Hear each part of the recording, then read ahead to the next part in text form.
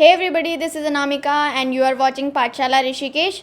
आज की वीडियो में हम बात करने वाले हैं ज्ञानपीठ अवार्ड के बारे में, जो कि होता है highest literacy award of India, यानी कि लिटरेचर में दिया जाने वाला सबसे महत्वपूर्ण या सबसे हाईएस्ट अवार्ड जो होता है इंडिया का, उसको कहा जाता है ज्ञानपीठ अवार्ड। या आपको ये जननपीठ भी आप इसको पढ़ सकते हैं, वैसे इसको पढ़ते ज्ञानपीठ हैं, लेकिन इसकी स्पेलिंग आप देख लेंगे। तो उसके बारे में हम बात करेंगे, जानेंगे इससे रिलेटेड जितने भी इंपॉर्टेंट फैक्ट्स हैं जो कि आपके एग्जाम पॉइंट ऑफ व्यू से इंपॉर्टेंट हैं। यहाँ से डायरेक्ट क्वेश्चन बनते हैं, तो कोशिश करेंगे कि सारी चीज़ें कवर हो जाएं एक ही वीडियो में। वीडियो छोटे होगी लेकिन सारी चीज़ें हम कवर करेंगे इसमें। तो चलिए शुरू करते हैं। पहले देख लेते हैं कि ज्ञानपीठ अवार्ड होता क्या है। जैसे कि मैंने आपको बताया कि हाईएस्ट लिटरेसी अवार्ड होता है इंडिया का, जो कि दिया जाता है, किसको दिया जाता है, जो कि 22 लैंग्वेजेस होती हैं, हमारे शेड्यूल लैंग्वेजेस जिन्हें बोला जाता है, जो कि 8th schedule of Indian constitution में मैंशनड है। जो भी 22 लैंग्वेजेस हैं उनमें किसी भी अच्छे राइटर को, मतलब जो भी अच्छा काम करता है उस पर्टिकुलर ईयर किसी भी पर्टिकुलर लैंग्वेज में, तो उसको ये अवार्ड दिया जाता है। क्या दिया जाता है इसमें, प्राइज़ मनी क्या होती है इसकी, कैश दिया जाता है, 11 लाख रुपए का कैश दिया जाता है, इंपॉर्टेंट है, नोट कर लेंगे। एक सर्टिफिकेट दिया जाता है और एक ब्रॉन्ज रेप्लिका दी जाती है, किसकी, वाग्देवी यानी कि सरस्वती माँ की एक ब्रॉन्ज रेप्लिका दी जाती है, यानी कि एक मूर्ति दी जाती है, जो जिन्हें कि गॉडेस ऑफ लर्निंग यानी कि ज्ञान की देवी भी कहा जाता है सरस्वती माँ को। तो उनकी एक मूर्ति दी जाती है, किसको, जो भी ये अवार्ड रिसीवर होते हैं। किसके द्वारा दिया जाता है, ऑर्गेनाइजेशन, एक भारतीय ज्ञानपीठ ऑर्गेनाइजेशन है जो कि इस अवार्ड को ऑर्गेनाइज करवाते हैं। तो इनके द्वारा ये हर साल दिया जाता है। अगर हम बात करें कि पहली बार कब स्टार्ट हुआ था, तो 1961 से ये स्टार्ट हो चुका था, मतलब इंस्टीट्यूट हो चुका था, लेकिन पहली बार जो ज्ञानपीठ दिया गया था वो 1965 में दिया गया था।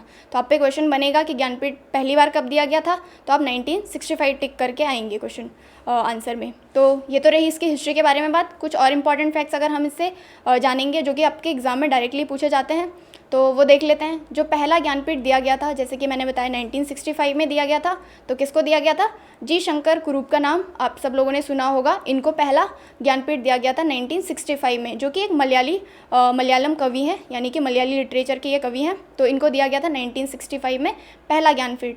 अगर दूसरे की बात करें, अगर पहली लेडी की बात करें कि पहली लेडी कौन थी जिनको कि ज्ञानपीठ दिया गया था, तो वो थी आपका आशापूर्णा देवी, इनका नाम है।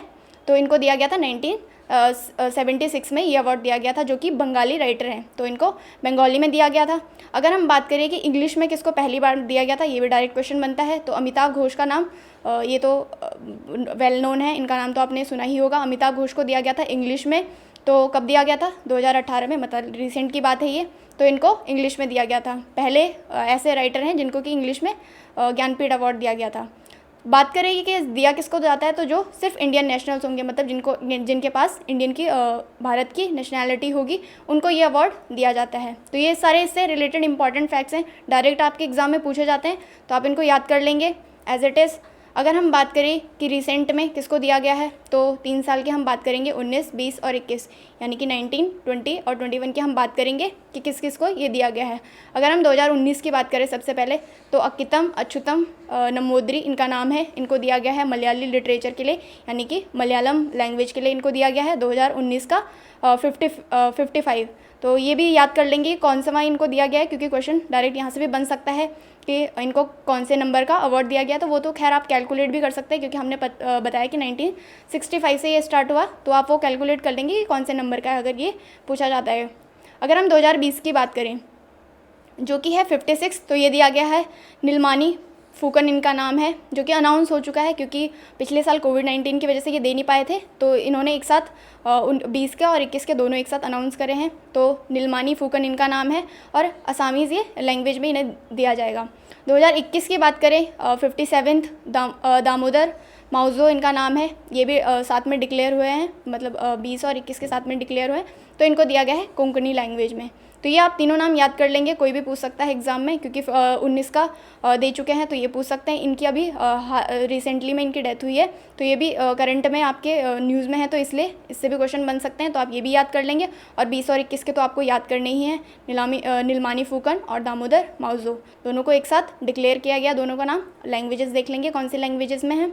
तो ये हमने सारी इंपॉर्टेंट चीज़ें देख ली ज्ञानपीठ अवार्ड से रिलेटेड।